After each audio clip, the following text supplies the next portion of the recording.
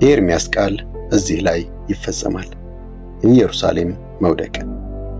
ሴዴቅያስ ሲነግስ ዕድሜው 21 ዓመት ነበረ። በኢየሩሳሌም 11 ዓመት ነገሰ። የእናቱም ስም አሚጣል ሲሆን እርሷም የሊብና ሰው የኤርምያስ ልጅ ነበረች። ሴዴቅያስም ኢያቄም እንዳደረገው ሁሉ በእግዚአብሔር ፊት ክፉ ነገር አደረገ። እግዚአብሔር በኢየሩሳሌምና በይሁዳ ላይ ይህን ሁሉ ያደረሰውንና በመጨረሻም ከፊቱ ያስወገዳቸው ከቁጣው የተነሳ ነበር። ሴዴቅያስም በባቢሎን ንጉሥ ላይ አመፀ።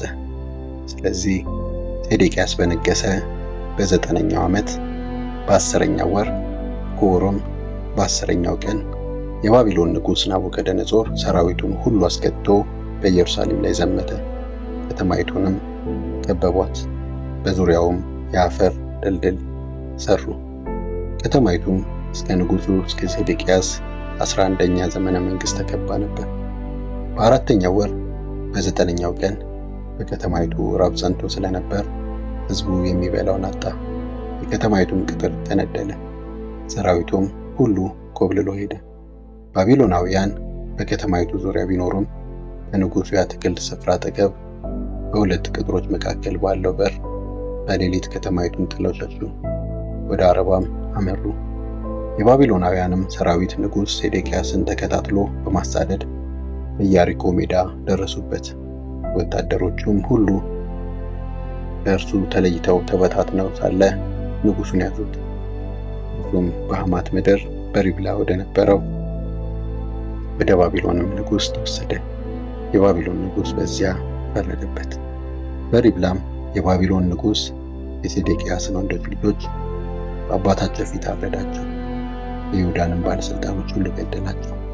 የሴዴቅያስንም ዓይኖች አወጣ፣ በናስ ሰንሰለትም አስሮ ወደ ባቢሎን ወሰደው። በዚያም እስከ ዕለተ ሞቱ በእስር ቤት አቆየው። የባቢሎን ንጉሥ ናቡከደነፆር በነገሰ በ19ኛው ዓመት በ5ኛው ወር ከወሩም በ10ኛው ቀን የባቢሎን ንጉሥ ባለሟል የክብር ዘበኞች አዛዥ የነበረው ናቡዘረዳን ወደ ኢየሩሳሌም መጣ።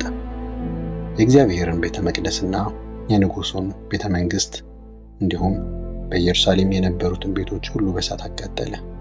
ሌሎች ትልልቅ ሕንፃዎችንም በእሳት አወደመ። በክብር ዘበኞቹ አዛዥ ስር የነበሩት የባቢሎናውያን ሰራዊት ሁሉ በኢየሩሳሌም ዙሪያ ያለውን ቅጥር በሙሉ አፈረሱ። የዘቦቹ አዛዥ ናቡዘረዳን አንዳንድ ድሆችንና በከተማይቱ የቀረውን ሕዝብ የእጅ ጥበብ ያላቸውን እና ሸሽተው ወደ ባቢሎን ንጉሥ የተጠጉትን አፈለሳቸው። ነገር ግን የክብር ዘበኞቹ አዛዥ ናቡዘረዳን ሌሎች የምድሪቱን ድሆች ወይን ተካዮችና አራሾች እንዲሆኑ አስቀራቸው። ባቢሎናውያን በእግዚአብሔር ቤተ መቅደስ የነበሩትን የናስ አምዶች፣ ተንቀሳቃሽ ማስቀመጫዎችንና ከናስ የተሰራውን የውሃ ገንዳ ሰባበሩ። ናሱንም ሁሉ ወደ ባቢሎን ይዘው ሄዱ። ከእነዚህም ሌላ ምንቸቶቹን፣ መጫሪያዎቹን፣ መኮስተሪያዎቹን፣ ወጭቶችን፣ ጭልፋዎቹንና ለቤተ መቅደስ አገልግሎት የሚውሉትን የናስ ዕቃዎች በሙሉ ወሰዱ። የክብር ዘበኞቹ አዛዥ ከንጹሕ ወርቅና ከንጹሕ ብር የተሰሩትን ዕቃዎች ሁሉ፣ ጎድጓዳ ሳህኖችን፣ ጥናዎችን፣ ወጭቶችን፣ ምንቸቶችን፣ መቅረዞችን፣ ጭልፋዎችን እና ለመጠጥ ቁርባን ማቅረቢያ የሚሆኑ ወጭቶችን ይዞ ሄደ። ንጉሥ ሰለሞን ለእግዚአብሔር ቤተ መቅደስ ከናስ ያሰራቸው 2 አምዶች፣ ትልቁ የውሃ ገንዳ፣ ከስሩ ያሉት 12 ወይፈኖች እና ተንቀሳቃሽ ማስቀመጫዎች ክብደታቸው ሚዛን ከሚችለው በላይ ነበር።